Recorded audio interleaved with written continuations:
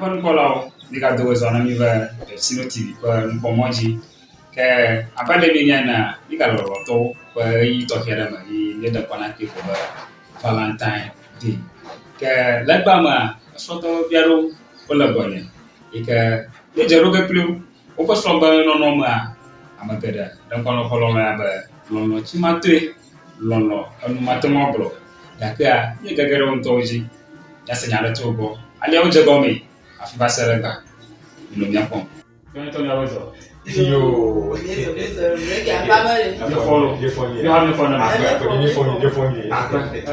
miapon koma abla boto ku foma. oh okay abla boto ku foma ya wezo okay ya wezo makadro the phone mi akona ya ho le le ro to pa mkakama kuma biaba linya to mari ikene dubula Story.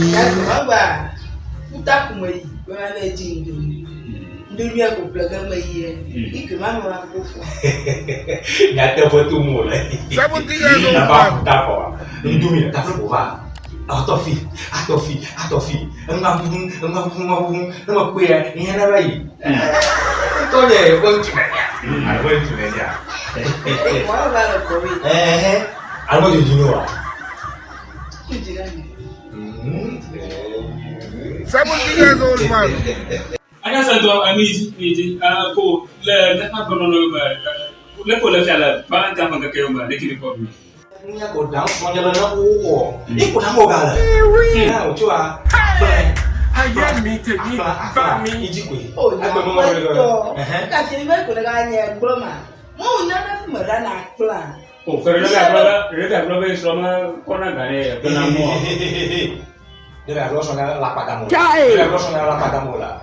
Me ya chere ni lo seri. Akole mo ke tia. yo ho wa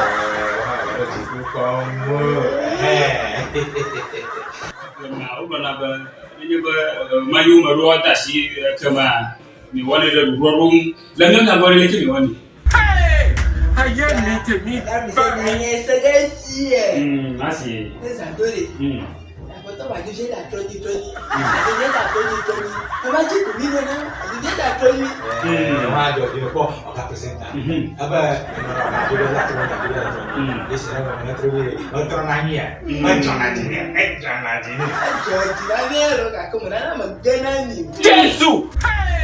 Aya mi te mi Apa? Mana lagi nani? Ingkian ni dia.